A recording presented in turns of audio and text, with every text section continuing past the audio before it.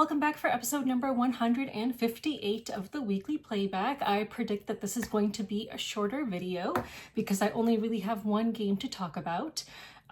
So anyway, let's just get started.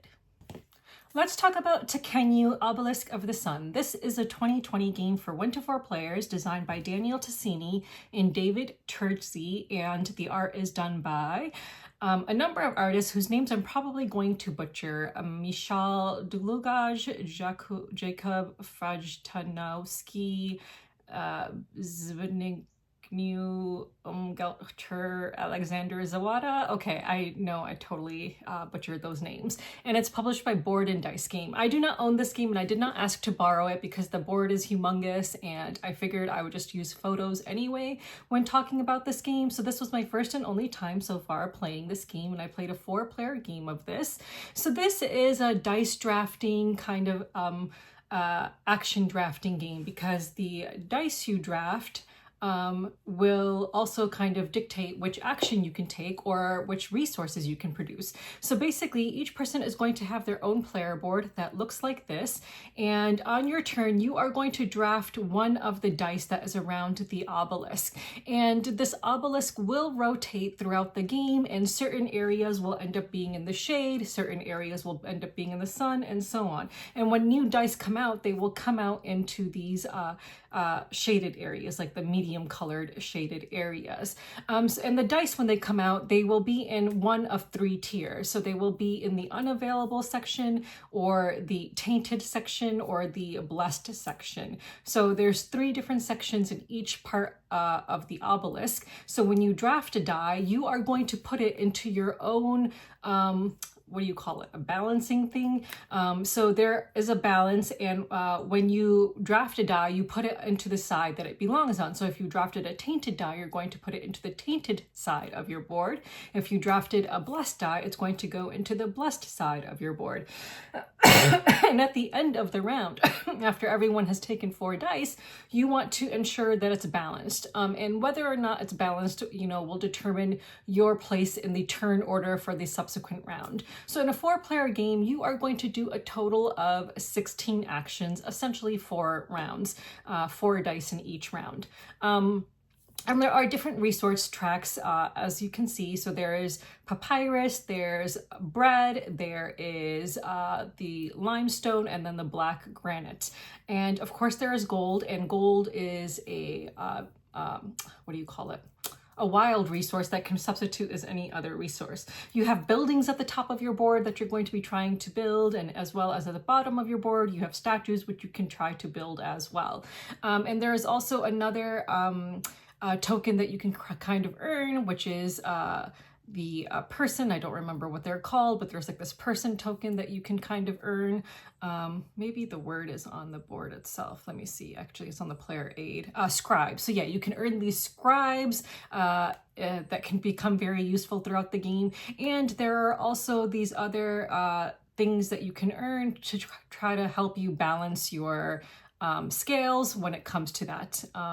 I think they're called blessings. So you can try to earn blessings as well to try to help balance your scale. So those are the different kinds of resources. So when you take a die, depending on the section you took it from, you will either take an action in that section using the die you took, or you will collect resources based on the color of the die you took. And then the die you took will go onto your scale. So the various sections of the board, in the top left, you have this area where you can build out statues. And the statue that you build, where you place it depends on the value of the die. So if you took a 1 value die from that area, you would place the statue into the area that is associated with the god Ra. So there's different gods and that control the different areas of the board. If you took a value 2 die, that would go into a different section of the obelisk. If you took a value 3 die, it would go into a different section. And sometimes when you take a die and you are building a statue, sometimes you can build it into a separate area instead of around the wheel. So there are options to build it into the temple, the grounds surrounding the temple in the top right area of the board, or you can also build it at the excavation grounds. I think that's what it's called. So there's 2 spots to build statues in the excavation grounds as well. So there are a few different areas where you can build statues as well. But essentially, when you take a die from that one area, that's what you're going to be doing. You're going to be building a statue somewhere. If you take a die from the area that is located associated with the god Ra, then you will be erecting a temple, not a temple, column, a pillar into the temple. So you will be placing a pillar into the temple. And again, the value of the die you take determines which tile you're taking, and and then you decide where to put it, and and you have to pay, certain resources that are indicated on that tile. So the tile you take indicates itself what resources you have to pay, and it's usually a combination of limestone and granite.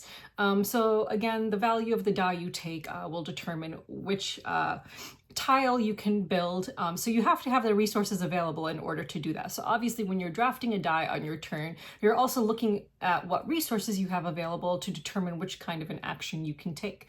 Moving right along clockwise, the next god we have is, what's his name?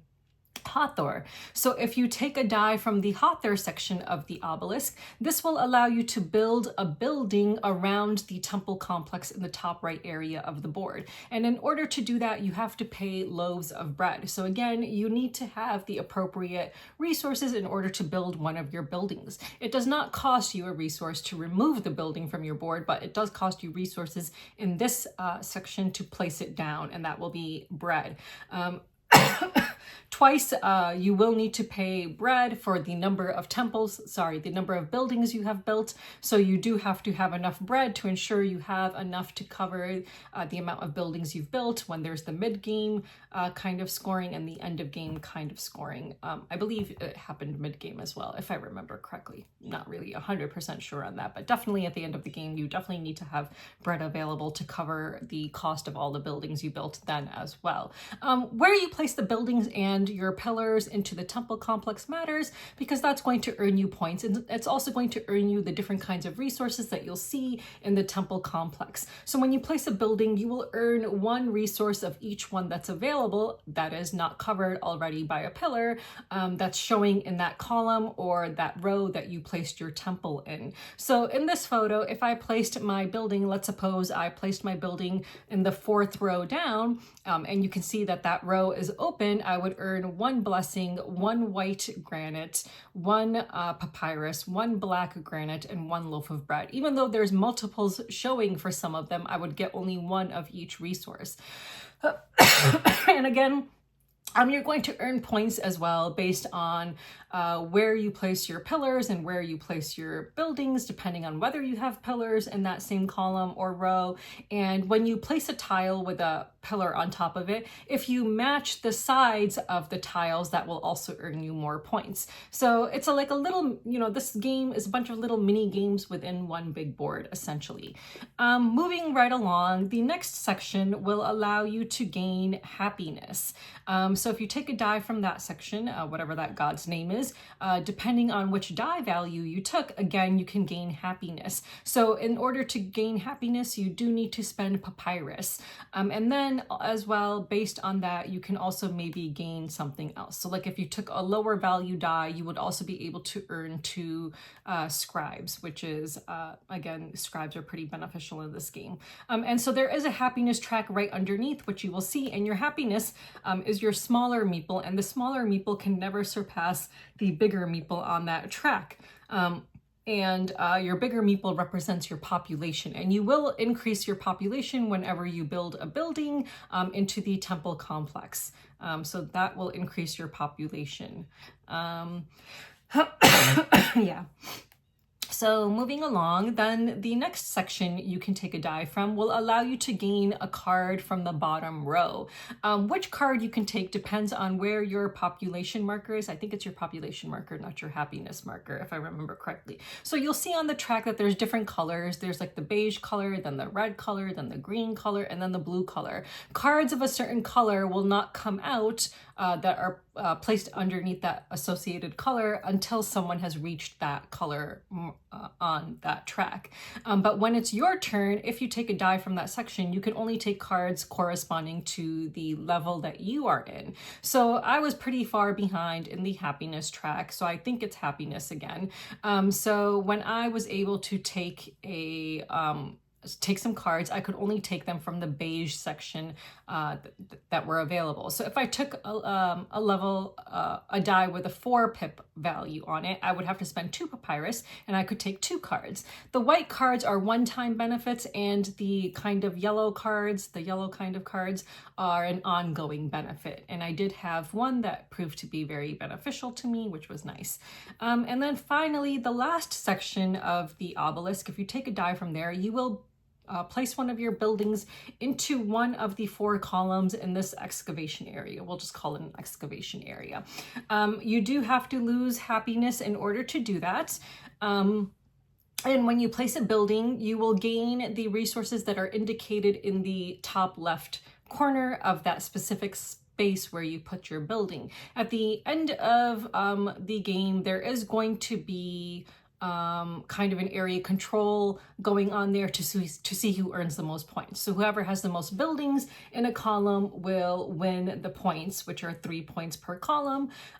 If there's a tie, then you look at who has the topmost building in that region. The 2 statues at the top count as buildings as well. So the leftmost statue counts as a building in the first and second column, and the rightmost statue counts as a building in the third and fourth columns.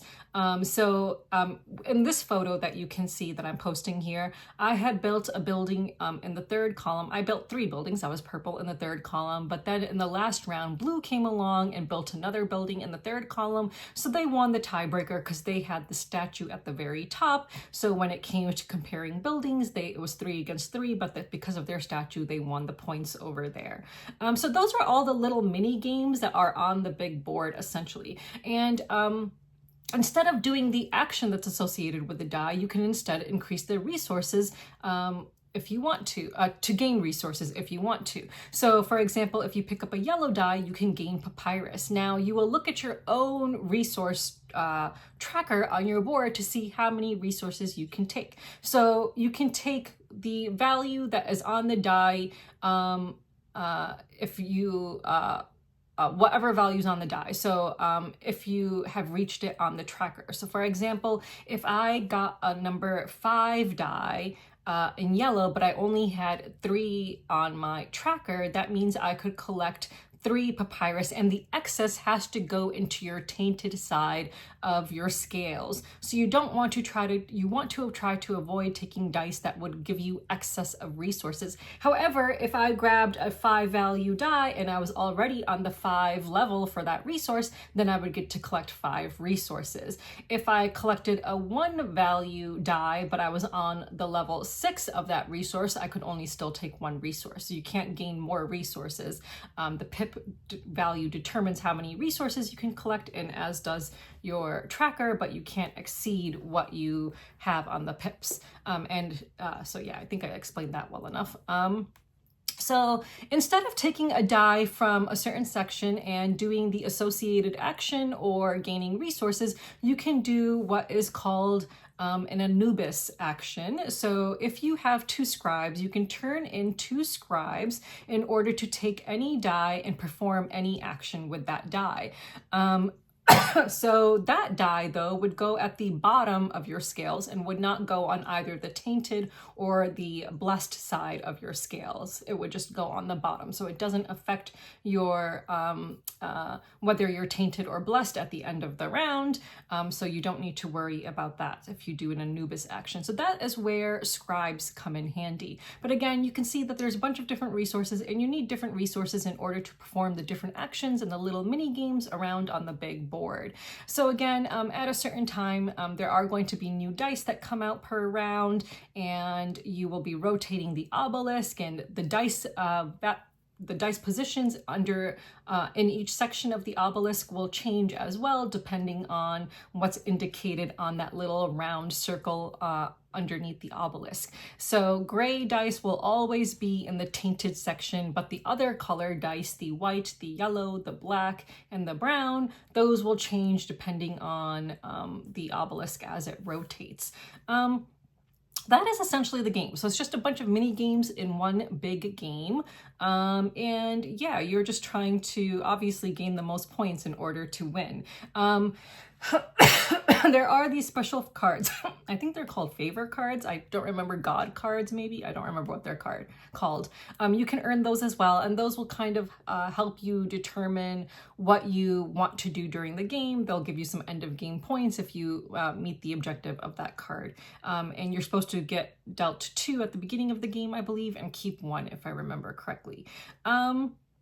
But yeah, but that is essentially the game. And again, you know, whether you're tainted or blessed at the end of each round will kind of determine your turn order for the next round. And there are these other cards that you get as well at the beginning of each round, which will kind of serve as a tiebreaker when it comes to determining turn order. And it'll just give you one small benefit at the start of each round. At the start of the game, you will also select a card, which will give you, you'll select 2 cards at the start of the game, which will give you some benefits, and the ones I selected gave me actions. So at the start of the game, I selected 2 cards that were, in my opinion, powerful actions. So the number was, I believe, so they each have a number, the cards on them, and then at the after everyone has taken 2 cards, you determine who's first based on the total. So I think I had the lower total because the cards were more powerful, or maybe it was the inverse of that. I can't remember. But my 2 actions that I took allowed me to place buildings into the excavation area,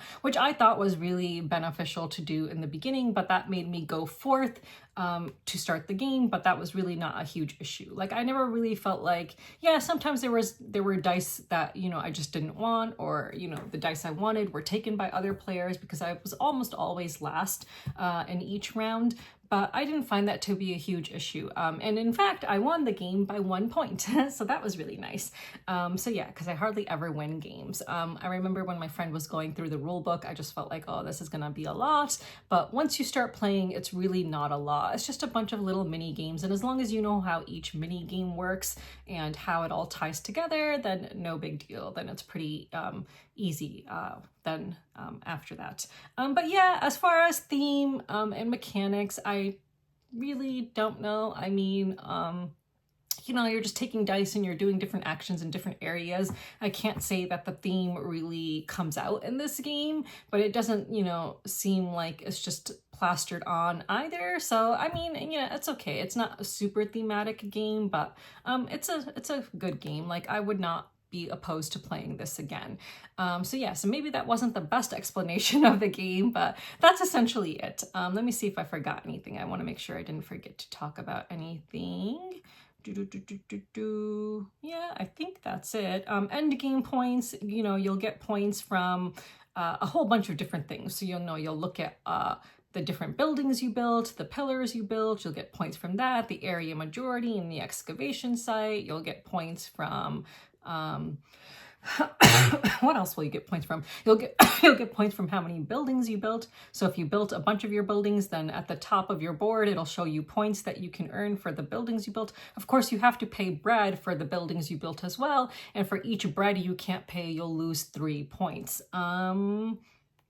Really, I think that's about it. If you reach the top of the resource tracks on your personal board, for each one you reached, I believe you'll gain 2 points. I think that's how many points you get. If you built statues, you'll get points for your statues. And the more statues you build, you know, obviously the more points you'll get. So, you know, there's just a whole bunch of different ways to earn points in this game. And it's just you just deciding which kind of path you want to choose and trying to get points in this game. So yeah, it's a game I enjoyed. I don't know how many others of Tassini's games I've played, so let me see what else. I think he is the same, he designed Zolkanen.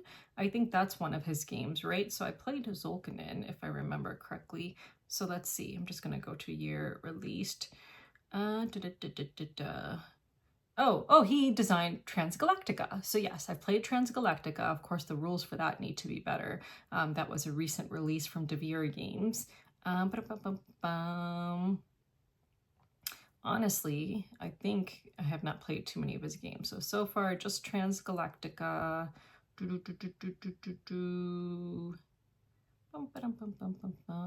Yeah, and Zolkinen. He designed Zolkinen. So yeah, I don't know if I'm pronouncing that correctly, but those are the only games of his I've played. So now I've played 3 of his games, and of course he, I think, just likes to design games that begin with the letter T. So there we go. So I've played those of his now, and maybe I'll try some of his other games someday as well. But that is Tekhenu, and if that sounds like something you're interested in, then you should check it out. So let's move on. So I did play another game recently, which is a 3-player game of the small card game that I'm covering for its Kickstarter. So my little overview video for this will be coming out on Tuesday, but this is obviously a prototype copy, so it doesn't look the greatest, but it's called Goblins Hate Christmas, but I'm not going to talk about it right now because they don't want any content released for the game until the campaign is released. So maybe I'll talk about how to play in next week's video, but my overview video should basically cover how to play because it's just a really small card game, just, you know, kind of like a take that small card game. So not much going on there, but just a tiny little Christmas game that I played as well. So I won't talk about that, but those are all the games I played. So let's move on.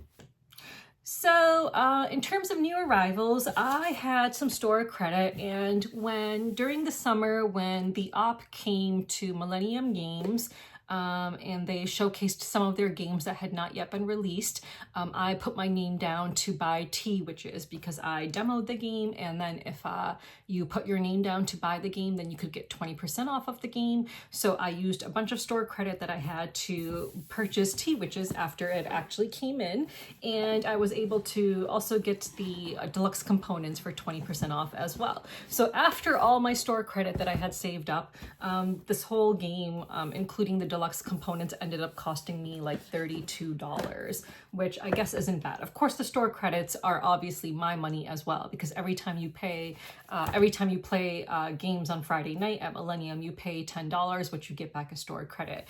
But you know, I try to think of it as like free money because I'm paying for the experience to have fun with my friends over there for a few hours and so on. So whatever. But at the end of the day, I know it's like my money as well still. But anyway, so I'll just show you the different components. But there's going to be a board in the center with like little cups with resources in it, and there's going to be like a little fountain here. There's this board, and it's going to have some tiles in here with different things. Here are the different player boards, and they are double-sided. I don't know if there's actually a difference between each side or not, but yeah, just the different player boards in different colors. Here is the Hex Ward board. There is a score tracker pad, some player aids, and then here's the main board, and you'll see the circle in the center where the other thing goes that I showed you before, and all the different like little shops that you can go to. Just really cute artwork because the art is done by Sandara Tang, and she's the same artist who did the art for Dragon, what's it, Flamecraft, yeah. So this is the insert. This is what the insert looks like. So the deluxe components, you'll basically, if you get the deluxe components, you will get like these cute little tokens instead of the cardboard punch-outs. I put the cardboard punch-outs at the bottom since I didn't punch them out. And then instead of the tea, you will get these like pretty little kind of plastic or acrylic pieces. I don't know what they are, for the different tea colors. It was kind of a little bit hard to differentiate some of them, but maybe my lighting wasn't good when I was actually trying to differentiate the different tea colors. But the cardboard cutouts actually have, the cardboard punch-outs actually have little illustrations, like little squigglies or different things to help differentiate the tea as well, which I think could be helpful. And these don't have any of that, so you really need to just rely on the color. So you might want to play in good lighting to ensure that you can tell which color is which tea. And then you have your little tea pups, and you're going to be storing your teas that you get into your little tea pups, and I think each player gets 3 tea pups if I remember correctly. Yeah. So this game does not have a solo mode, by the way. So you will have to have a minimum of 2 players to play this game. Here are some of the tiles that I believe you put into here.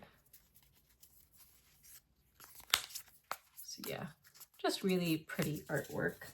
There's also a bunch of like little square tiles of some kind. I'll just take out a few to show. Like tiles like this. I don't remember what these are. I actually talked about how to play this after I demoed the game, but now I don't remember. There's cardboard money. There are these like tickets, and I don't remember what these tickets are for, but I think something to do with satisfying customers. This is the thing that goes underneath the board, and I don't know if you're going to have stuff here. I don't really remember. I'll just show you. Okay, so here are the little cups, I guess, that hold the tea. I'm assuming those go in here, though I could be wrong. I really don't know. So there's a bunch of those. There are a bunch of these little cards. So these are the recipe cards, I think. So these are like the different recipes that you're trying to fulfill. So those are little cards. And then there are some big cards.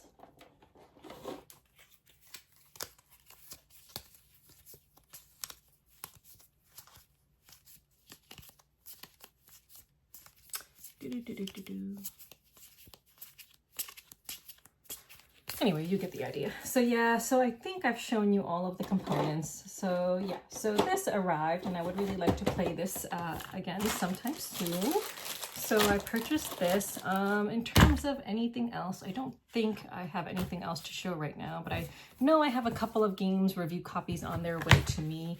So maybe the next video I will have more to show. In terms of stuff that I'm backing, so I'm actually backing something at the pledge manager level, I believe. So I'm backing the deluxe edition of Art Society right now at the pledge manager level, and I'm probably going to get it. Like, I'm really, really tempted, just because I really do love that game. I think it's a really good game, and I think it would just be really nice to have the deluxe edition of it. I was almost, I mean, this is crazy, but I was almost tempted to back the custom art level of that Kickstarter. So you could back at, like, I think it was originally £500, and now it's up to, like, they added some more for, I think they increased the price now, I think, to £700, but I'm not getting it because that's a lot of money. After I did the conversion into dollars, I was like, yeah, no, can't afford that. But they had like this deluxe, this all-in thing, custom art thing where you could back it, so the artist would draw your and someone else's portrait. Like, you would give the photographs, you would get your own custom copy, I think, with your faces on the box, if I remember correctly, or at least you would get 2 tiles with your faces on it, whatever the photos you gave were, and then you would also receive some prints that you could frame. I think that that's what it was, if I remember correctly. But again, it was really expensive, but apparently, you know, they had at first 10 available, and then they added a couple more because the first 10 sold out, so they added some more. But I wasn't even sure, like, if it would actually be done in the art style that I would want. Like, after I looked up the main artist that they listed, I looked up his artwork, and I was like, okay, his art doesn't really appeal to me. And the art that's in the game, if I couldn't get it to look like that, then I would consider it money wasted. So in the end, I ended up not doing it, and also because I just don't have the money, it's very expensive. But it was very tempting. I will say that was very tempting. Like, I've always wanted my face in a board game. So I'm just going to have to design my own board game in order to put my own face in a board game. I guess that's what I need to do, because that will be a more economical way of doing it, I guess. So yeah, maybe my Halloween game, although my Halloween game I'm thinking is going to have animals, like anthropomorphic animals in it instead of humans, because I'm not really a fan of humans in games anyway. So yeah, so anyway, I'm probably going to increase my pledge to get the all-in edition of this, which will include the expansion, Friends in High Places, and all the promos and stuff. And the all-in edition is 79 euros, which is about $92. So I'll probably end up getting that. And if I do, then I'll probably end up giving away the edition I do have of it, because I did receive the edition that I currently have of this as a review copy when I was at Spiel, I think 2 years ago. I think it was 2 years ago. Yeah, so I'm backing that at the pledge manager level, and I guess that's it. Actually, there's another game that's currently on Kickstarter which really appeals to me, which is Mecha Raccoon. Like the artwork and everything, the gameplay, like I just looked a little bit at the gameplay because I feel like I've been screwed over too many times just getting sucked in by artwork and not actually paying attention to how the game plays.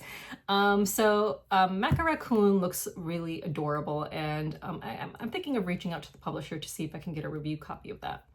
I don't know what they'll say because I don't know how many months ago it was now. I had received review copies, I think they're review copies of Shasn Azadi, and it included like expansions and everything, and I could not find any proof anywhere in any of my email inboxes of me requesting these as review copies, and I didn't back it, so I still have no idea how I received those games, but it's from the same designer and publisher. So I'm like, if I request a review copy of Mecha Raccoon and they're like, oh, but we sent you Shasn Azadi and you haven't covered that yet, I don't know what to say. I'll be like, well, did I request these? Like, how did I end up with them? I really don't know. Like, I really have no clue to this day how I ended up with those, and I kind of don't want to ask because I don't want to like alert them to the fact that I have these games which I haven't covered yet. So I really don't know. But yeah, Mecha Raccoon just looks so cute. I just absolutely love the artwork of it and everything. Oh, it's just so freaking adorable looking. So I might reach out to them. Now, I do want to talk about another game that's on Kickstarter that I'm definitely not backing, but I even had people message me and be like, oh, this is your type of game. You're going to love this, because I am obsessed with period dramas. Like, I love those romantic period dramas like Pride and Prejudice, Emma, like, you know, like all of those amazing period dramas like North and South, Wives and Daughters. Like, there was a period in my life where all I did was watch them like over and over again because I absolutely loved them. So a huge fan of them.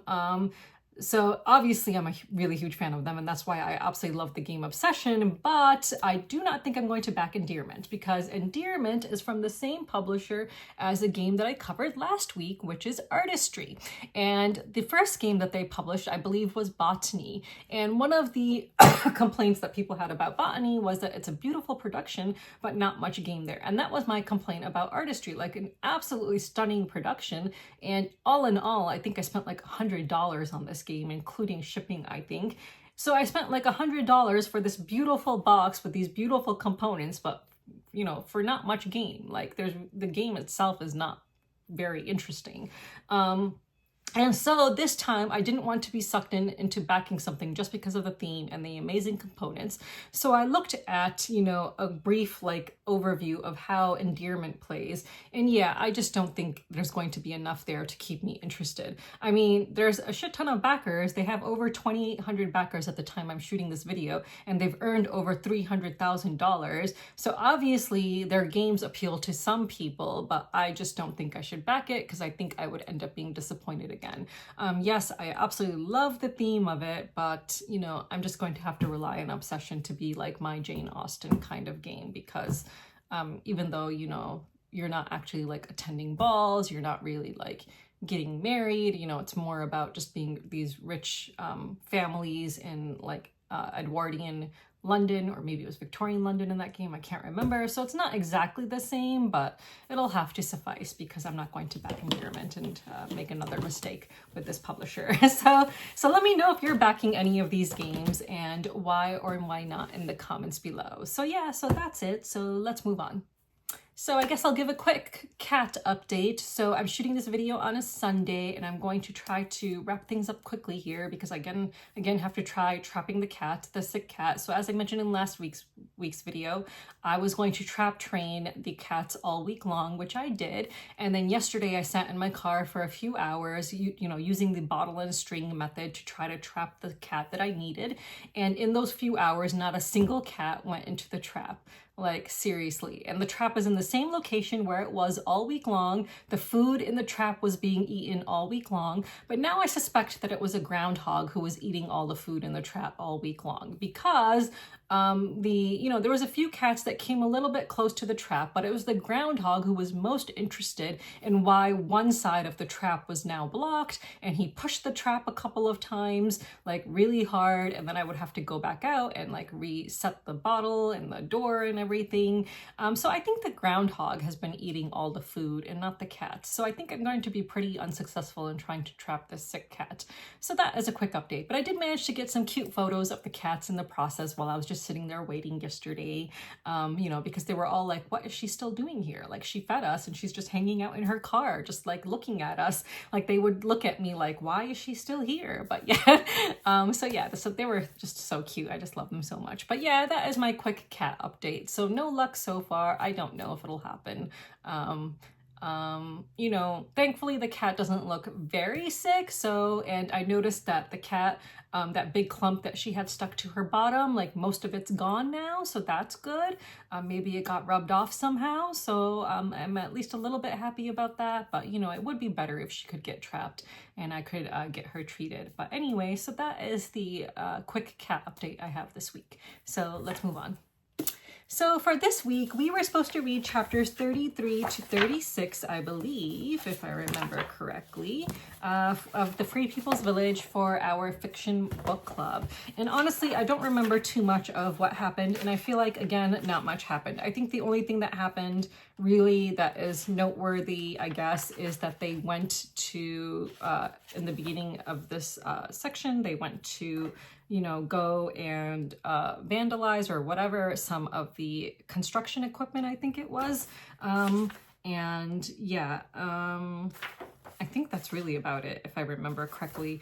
And then all I really remember was, them going to this one neighborhood and Maddie finding out that Justice's parents are rich because the father is a pastor, and, all the donations and stuff that would come into the church, he basically used it to, improve his own life.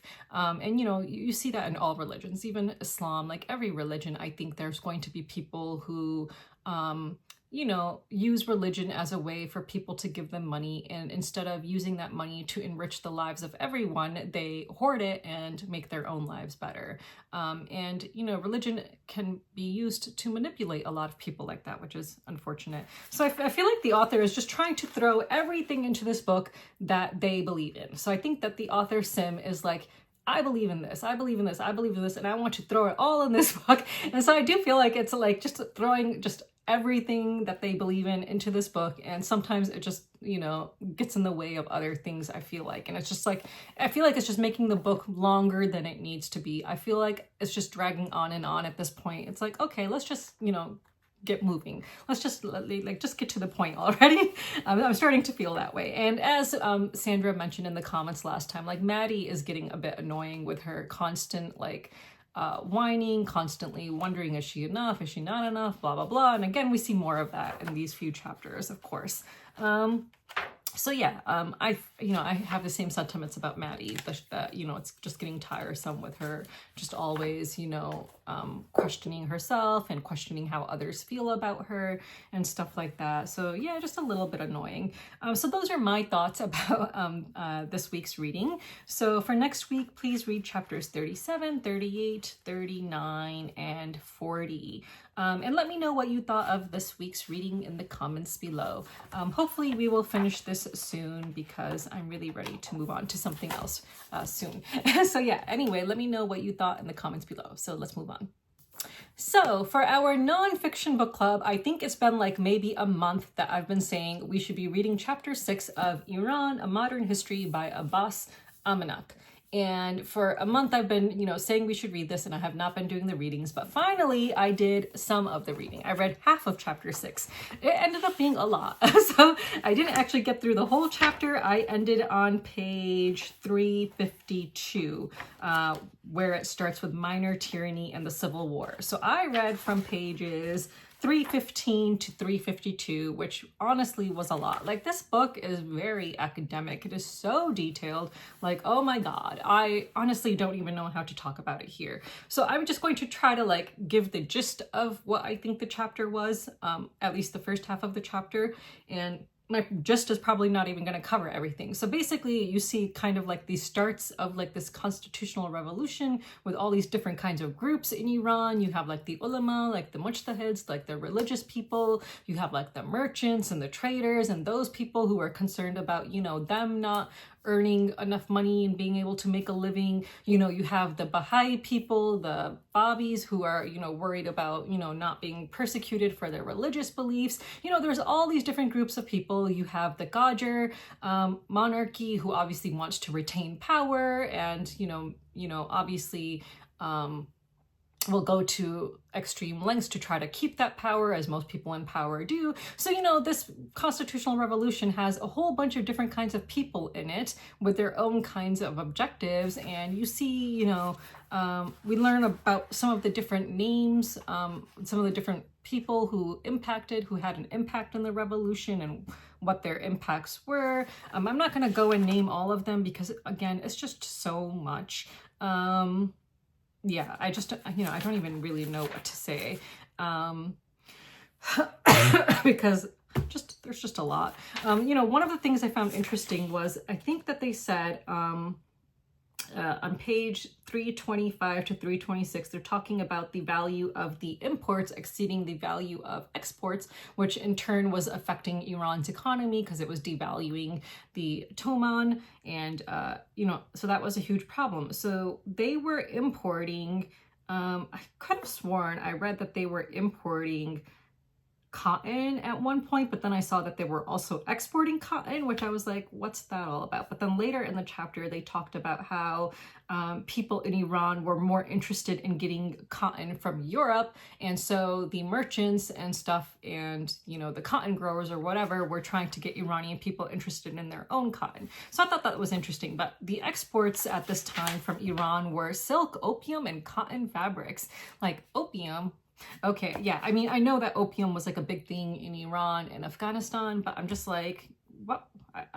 I would be curious as to what opium was being used for. Where were they exporting it, and what were people using opium for at that time? Because opium is obviously like a narcotic, right? And it's illegal. So I think in most parts of the world. So I'm just curious about that, and I'm curious about, you know, the legality of opium during this time period. But anyway, that's getting away from a lot of the stuff. You know, so a lot of people held, it says that the Shah and his government responsible for a deteriorating economy, rising prices, and the mistreatment of the people of Iran. We saw in several parts of this chapter, or at least the first half that I read, that the Baha'i people, the Babi, I guess, I feel like the author calls them Babi. I've always just called them Baha'i because the Bab is like the leader of the Baha'i faith. So I just call them Baha'i though.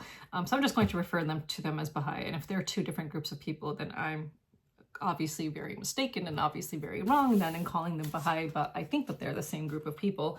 But obviously they were very persecuted. And we saw in several parts of the first half of this chapter that, you know, they were killed, they were raped, like horrible things were happening to them. So just really, really awful, horrible things. And, you know, obviously the persecution of Baha'i continues to this day in Iran, which is obviously very terrible and very un-Islamic as well. So in Islam, you're supposed to allow people within your territories, your countries that you govern, to practice their own religion freely. However, when it comes to Baha'i, the reason that Shia, you know, I obviously can't explain why the government of Iran does the things it does because I disagree with so much of it. But, you know, just to kind of theorize why they persecute Baha'i but don't persecute like the Jews and the Christians living in Iran is because Jews and Christians are considered people of the book, whereas Baha'i people are considered to be non-believers because they believe in a prophet after Prophet Muhammad. And one of the biggest teachings, tenets of Islam is to believe that Muhammad is the last prophet of Islam. So if you believe in a prophet after him, you're going to be considered a heretic, basically. And so Baha'i are, persecuted in Iran because of that. In this chapter, the section that I read, the first half, talked about how Baha'i engaged in taqiyya, which is an Islamic concept, actually, of concealing your beliefs in order to protect yourself.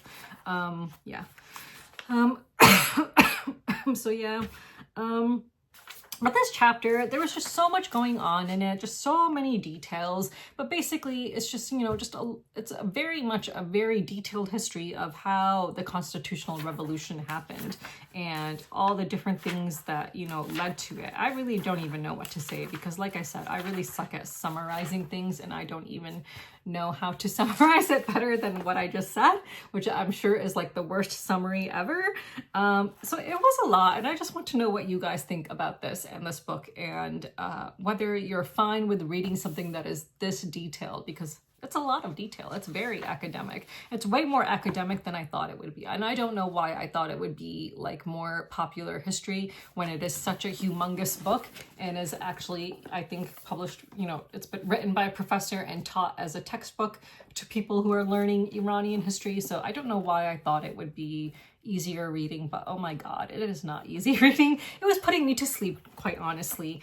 So I don't know what else to say about it, but just all these different factions, who want to see Iran, some want to see Iran have a Shia government, some want to, maintain the monarch's control, some want to adopt more Western ideologies. Some of these thinkers viewed Islam as setting back Iran and taking away from the great history of Iran. So you have all these different groups of people in Iran, just like you do today. Like if you look at Iran today, there are people who obviously support the government of Iran and want an Islamic government because they believe in the absence of the 12th Imam, the Shia's 12th Imam, that they need a government in place to rule as the kind of replacement of the Imam until the Imam arrives. Devout Shias are going to support the government and ignore all the atrocities that the government commits. Then you have your monarchists who think that, bringing the Shah back in is going to make things in Iran miraculously better. And even though when the Shah was in power, there were a lot of things which were not good, which is why, elections happened in 1953 and we had a democratically elected leader in Iran, but then the British came in and the US came in and overthrew that democratically elected leader and reinstated the Shah. And that's what led to the Islamic Revolution eventually. But even today you have all these different groups who want different things in Iran for different reasons, just like you did back then. The monarchists obviously want a country that resembles the West. They want, they want freedom to not wear hijab. They want freedom to wear whatever they want in public. They want freedom to socialize and have mixed gatherings, which they do in Iran, by the way. It depends on the city you're in. It depends on where in Iran you are and how much you can get away with. So when I haven't been to Iran in a very, very long time, and I would really like to go back soon. So I was in Iran in 2004. And when I was there in 2004, obviously, if I'm in a religious city like Mashhad or Qom, I'm going to wear the full abaya. So abaya is like a black, or chador. It's like a black head to toe covering where my hair is completely properly covered. You're not going to see even the tiniest bit of hair, and I'm not showing my wrists. All you can see is my face and my hands. Basically, everything else is covered. But if I'm in Tehran or Esfahan, I'm going to wear a loose scarf. You can see a lot of my hair. You might even see my neck. There's pictures of me in Iran where I was dying because I was so hot, and I would sit there with basically my whole entire neck showing and just the scarf just loosely draped over my head, and no one said or did anything. Of course, this was 2004, but even today, I think you can still get away with dressing like that in some cities, whereas in other cities you're not going to. Obviously there's going to be people who just want to do away with the hijab requirement altogether. And people, obviously we don't want to see people getting arrested or killed for, protesting. People think that by reinstating the monarch, that all of that would end. But of course, no matter who's ruling Iran, we're going to see issues. Like if it's the monarch, I think again he would end up, the Shah's family would again end up just hoarding the wealth and benefiting their own people, and the rich classes and the poorer and working classes would again get ignored. And I think it would amount to a lot of problems that we saw when the Shah was previously in power. So I don't know. But anyway, so that's my really horrible summary of this half of the chapter so far. Just let me know what you think so far. I can't remember too much because honestly, at a certain point I stopped highlighting because I was like, what am I even highlighting for? I can't read all of this. It's too much. There's just a lot here. And again, I started falling asleep during some of it because it was just so detailed. Like, oh my God.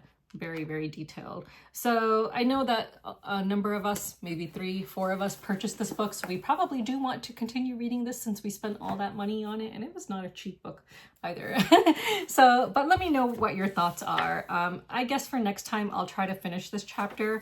And then maybe going forward, I think, we can, of course, continue to read chapter by chapter, but maybe half a chapter and half a chapter here because they're quite long. But just let me know your thoughts on how you would like to conduct this book club for Iran, because it's a very academic book with very, detailed history in it, like super duper detailed, not like broad overviews of what's going on. So if you're, joining in this book club for Iran, please leave your thoughts in the comments below about how you would like to proceed with this book club. Like, should we continue and read everything? And do you want to do it chapter by chapter, or is it okay if we do half a chapter for each session?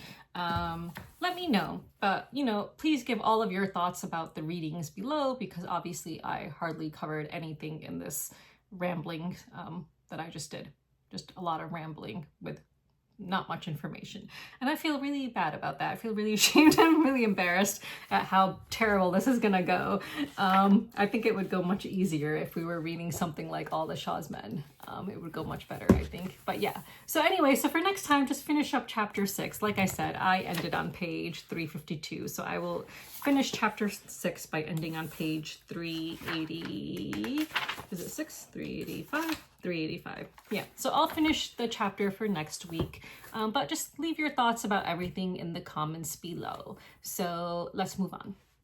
So I'm just going to do a quick rant of the week. And so if you follow me on Instagram, you would have seen a story that I posted within the last few days. And the story was actually just a post that I had made on Facebook. So I came across a post from this guy in the industry on Facebook. His name is Derek Funkhauser. He actually blocked me in 2021 when I outed his friend Helena Keppel as a Zionist.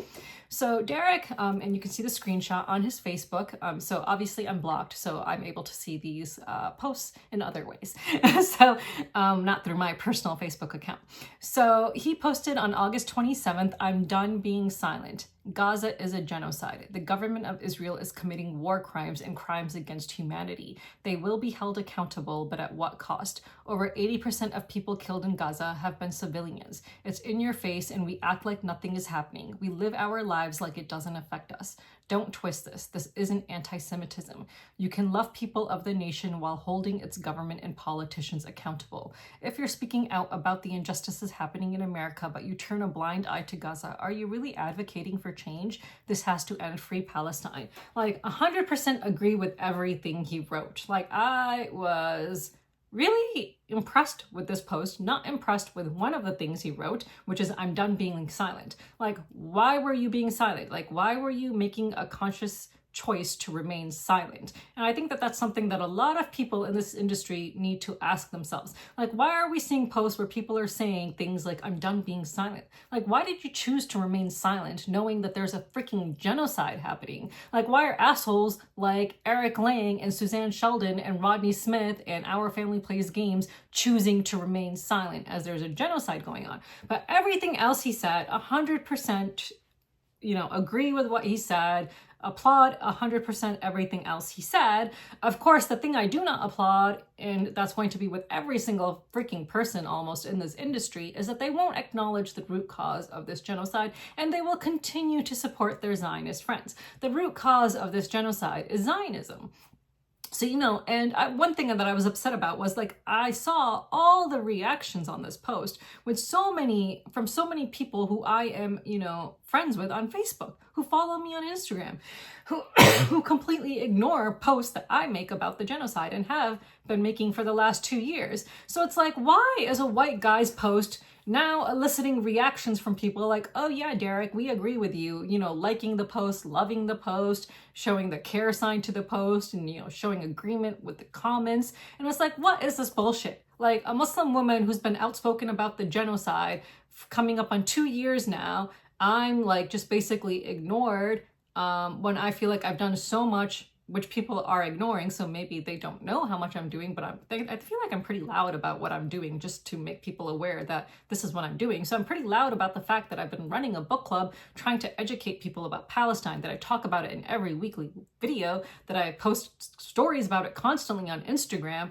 that I post about it on Blue Sky, on Twitter, and all of this shit. Like, so I feel like I've been pretty vocal about what I've been doing to raise awareness about this genocide, yet that goes ignored by so many people. Yet when a white dude like Derek makes a post, all of a sudden it's safe or cool to like the post and be like, yeah, there's a genocide going on. Like, bravo, Derek. We should not be quiet. We should be doing something. Like, that is just infuriating. Just so infuriating.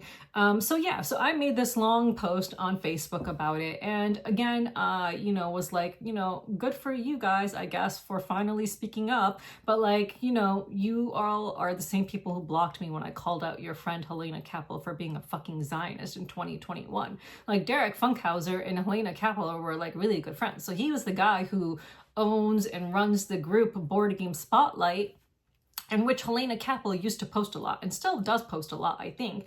But Derek Funkhauser now has started a company with this other guy in the industry who used to work for Lucky Duck Games.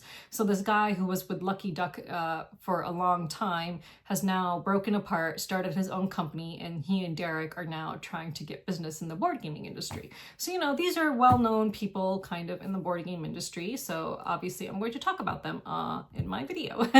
But on my post on Facebook, I got a number of reactions to me complaining about how people only care when it's white people who are talking about the genocide.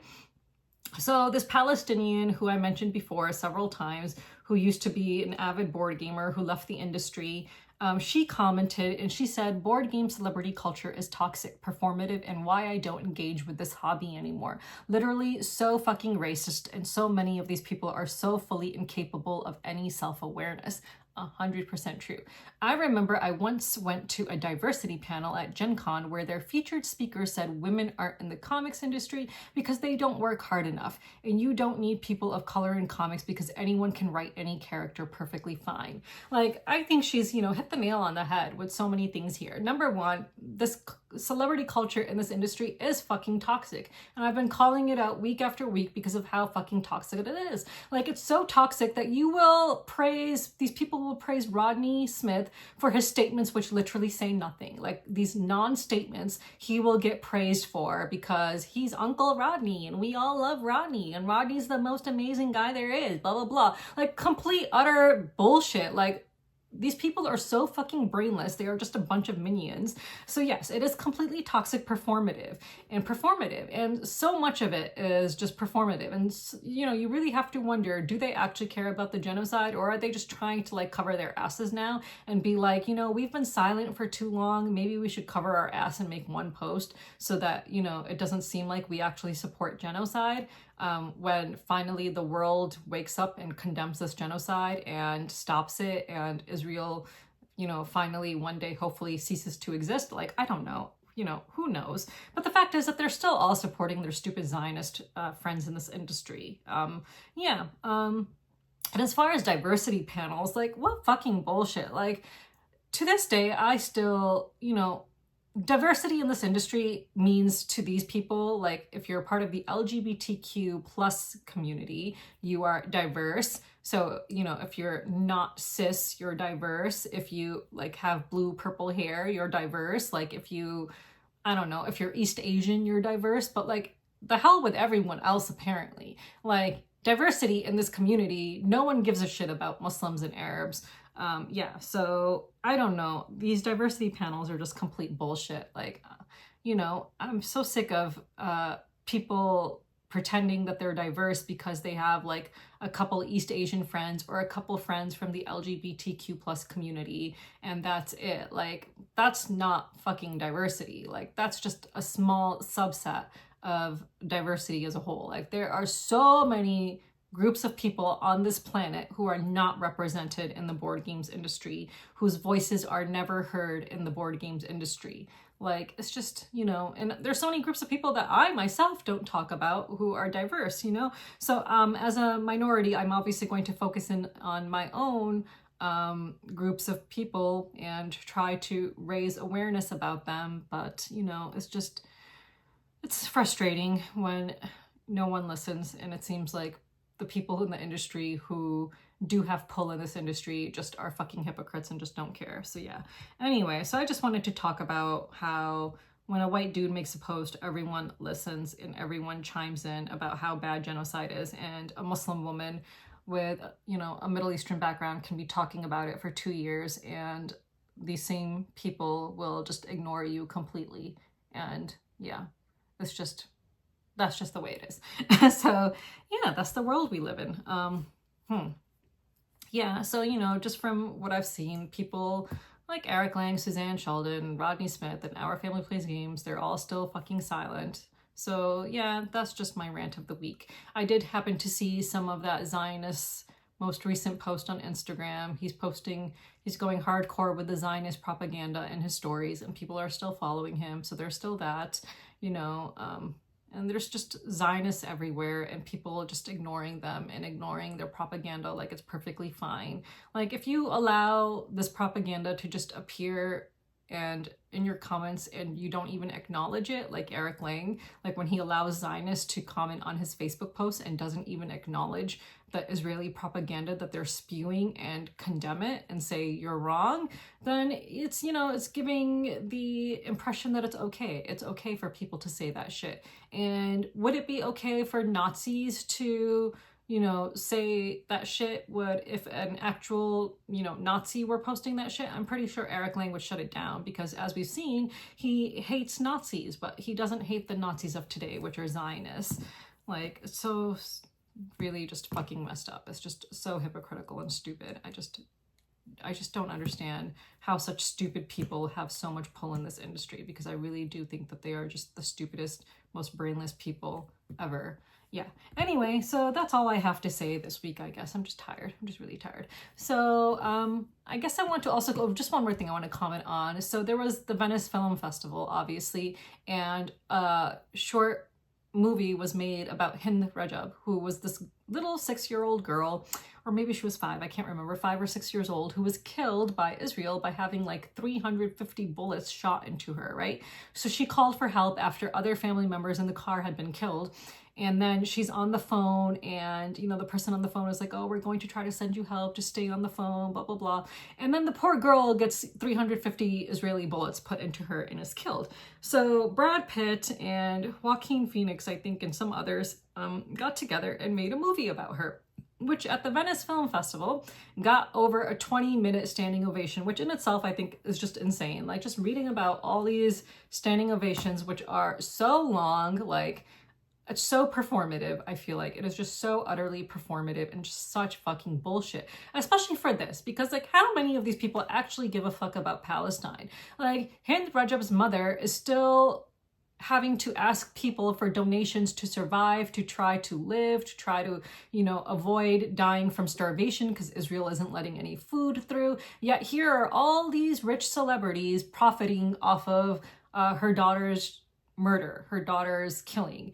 It's just, it's just so fucking sick and messed up. Like, I just don't understand why people just can't, replace the Palestinian with a Jewish person's name. Like, instead of Hind Rajab, pretend it's Anne Frank. Would that be acceptable? No, it would not be fucking acceptable to do this. And if Anne Frank had surviving relatives who were, still going through the Holocaust, and people were praising a movie about how Anne Frank got killed in the Holocaust, would that be fucking acceptable? No, it would not. Yet here we see this, like, people now using the Palestinian, the genocide of the Palestinians in order to gain praise for themselves, to gain money for themselves. Like, it's sick. It's just really sick. Like, people are just profiting off of this genocide in any way that they can without actually helping. What I want to see is these fucking celebrities actually do something. Like, if you have the money, then donate that money to Palestine. Every single cent that is made from this movie should be going to Palestine. And if it's not, then fuck them. Like, seriously, just fuck them. Like, it's just so sick. Oh, and I just also want to mention Cory Booker, who, by the way, we saw Eric Lang praise a long time ago for his shitty, that thing where you stand and you ramble on for like 24 hours. What's it called? I don't even remember the word for it, but you know what I'm talking about. That Eric Lang praised, where he literally didn't even say a single word about the genocide. Well, Cory Booker proposed to his wife by writing on a bomb that was dropped on Israel, on Palestine. So, like, how fucking messed up is this? Like, these are the people that the people in this industry are praising. Like, just because someone does, God, what's that word called? I can't remember what it's called. Filibuster. Just because someone filibusters for like 24 hours or more does not make them a fucking hero when they're fucking Zionists who accept so much money from AIPAC and literally are just doing what Israel wants them to do. Like, these people in this industry just have no fucking critical thinking skills. They are just the stupidest people ever. Like, they're just so fucking dumb. And if they had no pull in this industry, then I literally could not care less about them then, because they're just so fucking stupid. Like, truly they are. But it's because they have pull in this industry that I have to fucking care about how stupid they are and what they're doing, and try to, raise awareness about it so that people can recognize them for what they are and understand that they're just a bunch of fucking hypocrites who don't actually really care and aren't actually working to make this country better. So whatever, just really, oh yeah, and let's not even get started on Trump and his whole Department of War now. Like, I think if you don't recognize what the US is now, has been for a long, long time, like, God help you, you're never going to see it. Like, I don't know. Yeah, this world is just such a shit show. Anyway, that's all, I guess. So let's move on. So for this week's question of the week, please tell me in the comments below, what is your favorite Daniel Tessini game? If you've played one. If you haven't played one, then please tell me why you're not interested in his games, or maybe you just haven't had access to them. And if you haven't played one, which one would you like to play? But if you have played a number of his games, please tell me which one is your favorite in the comments below and tell me why. Yeah, I guess that's it. And until next time, bye.